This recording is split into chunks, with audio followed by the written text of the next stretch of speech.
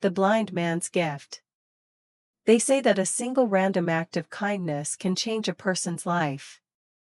But what if that kindness leads you directly into a web of dark secrets? In this story, a young woman named Sarah is about to discover that the most dangerous traps in life are the ones hidden behind a warm smile and a helpless face. Listen carefully until the very end, because nothing in this story is what it seems to be. Sarah was a 25-year-old accountant living in the bustling city of Ravenwood. She was known by everyone as a gentle soul, someone who would go out of her way to help a stray cat or a friend in need. Her mother always warned her, "Sarah, your kind heart is a gift, but don't let the world take advantage of it." Sarah always laughed it off, believing that goodness always attracts goodness. It was a cold Friday evening in November. The rain was pouring down heavily, washing over the neon-lit streets. Sarah had worked late to finish a monthly report. By the time she left the office building, it was already 9:30 p.m. The streets were unusually quiet, and the cold wind made her shiver. Holding her umbrella tightly, Sarah walked toward the subway station. As she reached the intersection of 4th Street, she noticed a figure standing under a flickering street lamp. It was an old man, easily in his late 70s. He wore a faded gray trench coat, and water was dripping from his old hat. In his right hand, he held a foldable white cane, the universal sign of a visually impaired person. He was tapping the cane against the pavement, looking completely disoriented. Vehicles rushed past, splashing water onto his shoes. The old man looked terrified, his lips trembling from the cold. Sarah's heart melted. She couldn't just walk past him. She stepped closer, holding her umbrella over his head to shield him from the pouring rain. "Excuse me, sir," Sarah said, her voice soft and reassuring. "Are you lost? Do you need some help?" The old man turned his pale, clouded eyes toward her voice. A weak, grateful smile appeared on his wrinkled face. "Oh, bless your soul, young lady," the old man replied. His voice was raspy and weak. "I tried to go to the grocery store, but the rain started out of nowhere, and the loud noise of the traffic has completely confused my senses. I don't know which way is the subway anymore." "Don't worry, sir. I'm heading to the subway station right now. Please, take my arm. We can walk together," Sarah offered warmly. As they walked slowly down the sidewalk, the old man introduced himself as Arthur. He began telling Sarah about his life. He told her about his late wife, Clara, and how he had lived alone in this neighborhood for 30 years. He spoke with such warmth and sadness that Sarah felt an emotional connection. She felt proud of herself for stopping to help him. However, after 10 minutes of walking, Sarah realized they were not getting closer to the subway. In fact, Arthur was leading her down a path away from the main avenue. "Arthur, wait," Sarah said, stopping in her tracks. "The subway station is back that way. We are walking toward the old warehouse district." Arthur clutched her arm a bit tighter. His grip was surprisingly firm for an old man. "Ah, forgive my old brain, Sarah," Arthur sighed, looking distressed. "I forgot to tell you. My apartment is just right around this corner. I live on Blackwood Lane. Before I go to the subway, I must drop off these heavy keys at my apartment. Could you please accompany me just a little further? The streets here are very dark, and I am afraid I might fall." Sarah hesitated. Blackwood Lane was notorious for being poorly lit and abandoned at night. Her instincts whispered that she should leave, but looking at Arthur's frail body and his blind eyes, she felt guilty for being suspicious. "He is just a helpless old man," she thought to herself. "What could he possibly do to me?" "All right, Arthur. Let's go quickly," she said, suppressing her fear. They finally arrived outside a gloomy, old brick building. There were no lights inside the windows. It looked completely deserted. "Here we are," Arthur said. He reached into his deep coat pocket and pulled out a small black leather pouch. He unzipped it, but suddenly, his hands shook, and the contents of the pouch spilled onto the wet ground. "Oh dear! My keys and my medication!" Arthur cried out, bending down blindly, feeling the wet pavement with his hands. "Sarah, my eyes cannot see them.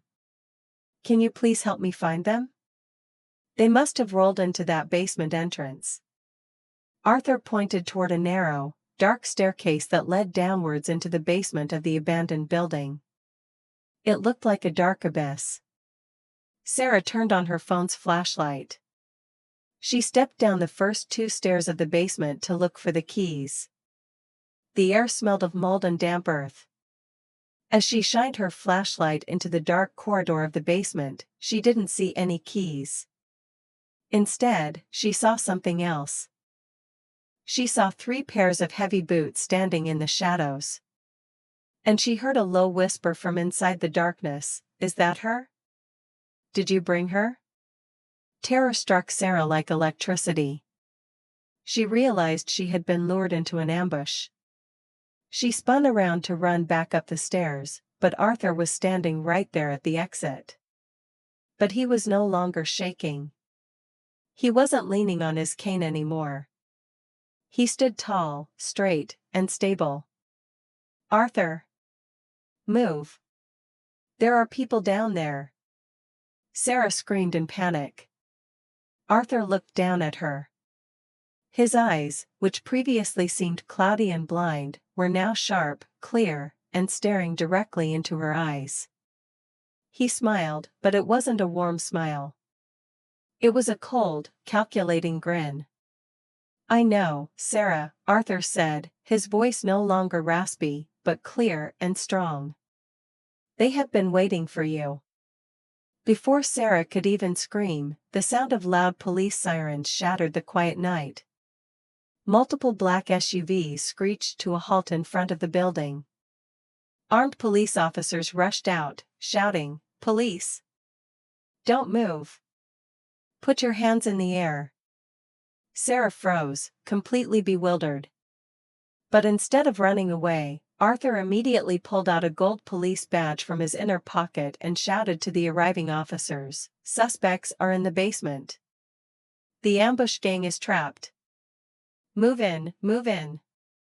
Within minutes, the 3 men from the basement were dragged out in handcuffs. Sarah was sitting in the back of an ambulance, shaking from shock, with a warm blanket around her shoulders. Arthur walked up to her. He was no longer holding his white cane, it was folded up in his pocket. He looked at Sarah with genuine kindness this time. "I owe you an apology, Sarah," Arthur said softly. "My real name is Detective Arthur Miller. I am with the Special Crimes Unit." Sarah blinked away her tears. You can see?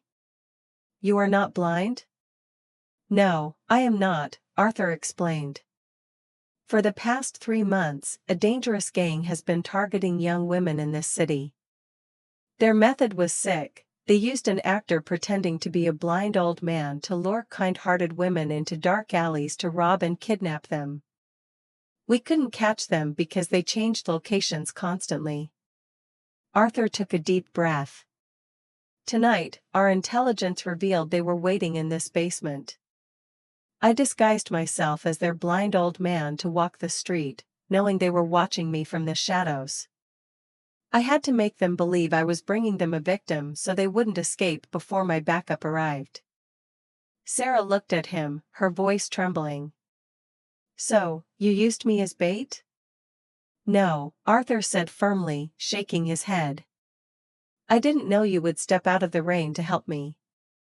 But when you did, I knew I had to keep you close to protect you. If I had told you to run, the gang in the shadows would have attacked you immediately.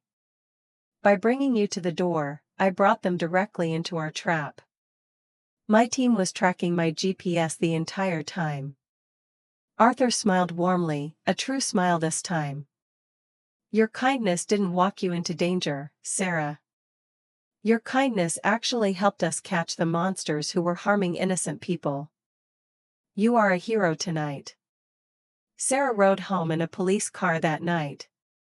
She realized that the world can be a dark and deceptive place, where villains pretend to be helpless, and heroes wear disguises.